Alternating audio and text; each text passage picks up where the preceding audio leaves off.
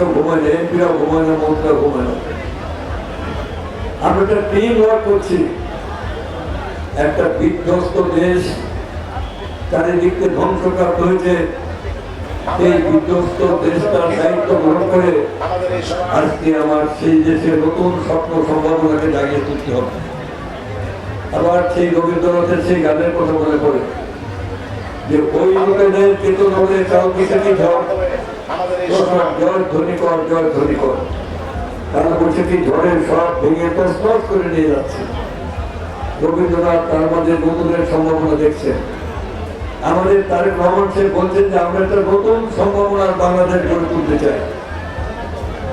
এখন কেন ধ্বংস আমি বললাম, সমস্ত আর্থিক প্রতিষ্ঠান লোকসান হয়েছে।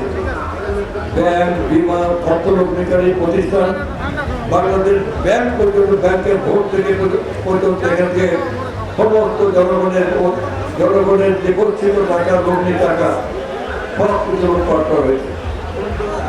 এখানে 18 বছর যাবত ভোট হতে দেয়নি, দিনের ভোট রাতের বেলা কেটেছে। 18 সালে আমরা নির্বাচন করেছি, আমি ক্যান্ডিডেট ছিলাম। এখানে জেলা প্রশাসক, পুলিশ সুপার আছেন, রাতের বেলা খবর পেলাম যে ভোটটা পাচ্ছে। আমি রিটার্নিং অফিসারকে ফোন করলাম, জেলা প্রশাসক, ডিসি সাহেব কোথায়? উনি বললেন স্যার আমি আসি। বলে আসি মানে কোথায় আছেন? আমি সংবাদ পেয়ে গেছি। জেলা প্রশাসক, পুলিশ সুপার, ডিওনো, ওসি এরা গিয়ে ভোট কাটছে। তাহলে কি পরিস্থিতি ছিল? রাষ্ট্রীয় প্রতিষ্ঠান, সাংবিধানিক প্রতিষ্ঠান, নির্বাচন কমিশন, পাবলিক সার্ভিস কমিশন, নির্বাচনী গ্রান্ট কমিশন, দুর্নীতি দমন কমিশন সব ভেঙে তছনছ করে ফেলা হলো। বাধ্য করেছে জেলা প্রশাসক, পুলিশ সুপারকে এটি করতে। গুম, খুন, অত্যাচার, নির্যাতন, হাজার হাজার মানুষকে গুম করেছে। হাজার হাজার মানুষ, যে মার কোল থেকে যে সন্তান বেরিয়ে গেছে আর কোনোদিন ফিরে আসে নাই। ছোট শিশুগুলো ঘরের মধ্যে আলো দিলে বসে আছে, তাদের মরার শব্দ দেখে মনে করে এই বোঝায় আবার আর ফিরে আসে না। এই নির্মম অত্যাচার, নির্যাতন, গুম করে একটা দেশে একটা ফ্যাসিবাদী শাসন কায়েম করলো। এবং ঐক্য চাই, আমরা শান্তি চাই। এই দেশের সবারই সমান অধিকার, কারণ অন্তর্ভুক্তিমূলক সমাজ চাই। এখানে হিন্দুদের অধিকার, মুসলমানের অধিকার, খ্রিস্টানদের অধিকার, এবং এই অধিকার বিএনপি বিশ্বাস করে বলেই 5 তারিখের পর বিএনপির লোকজন হিন্দুদের পাশে দাঁড়িয়েছে। আর এবার নির্বাচনে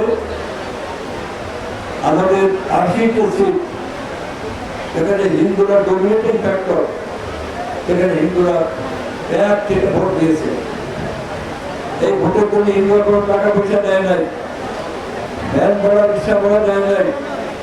তারা নিজেদের তাগিদে যারা ভোট দিয়েছে, আমাদের পার্টি, আমাদের দল, আমাদের সরকার, আমাদের প্রধানমন্ত্রী, আমরা সবাই হিন্দুদের এই যে অকুণ্ঠ সমর্থনের প্রতি আমরা কৃতজ্ঞ। আমরা এটা তাদের এই সমর্থনকে আমরা মর্যাদা দেব। আমাদের নজরুল ইসলাম আজাদ যে কথাগুলো বলেছে, আমি সে কথা বলতে চাই। আমরা আপনাদের পাশে থাকবো, আছি, সবাই মিলেমিশে আমরা বসবাস করবো, এই আমাদের দেশ। আর আজকে এখানে আপনারা নানান কথা বলেছেন, আমি মাননীয় প্রধানমন্ত্রীর সাথে আলাপ করব। এটাকে একটা আমাদের হেরিটেজের, এটা আমাদের মিনিস্ট্রির ব্যাপার। এটা আমরা আমাদের পুরনো ঐতিহ্য লাভবানের ছিলাম, সেই পরশুরাম, সেই শুধু অতীতের কথা। তিনি তার মাকে মানে কোড়াল দিয়ে হত্যা করেছিলেন বাবার নির্দেশে। তার বাবা তার মায়ের প্রতি একটা অকারণ সন্দেহ সৃষ্টি হয়েছিল। সন্তানদের নিজেদের জন্য মাকে হত্যা করো, কেউ রাজি হল না, পরশুরাম রাজি হল। কোড়াল দিয়ে তার মাকে যখন খুন করলো, তখন সেই মায়ের অভিশাপ সে কোড়াল হাত থেকে পড়ল।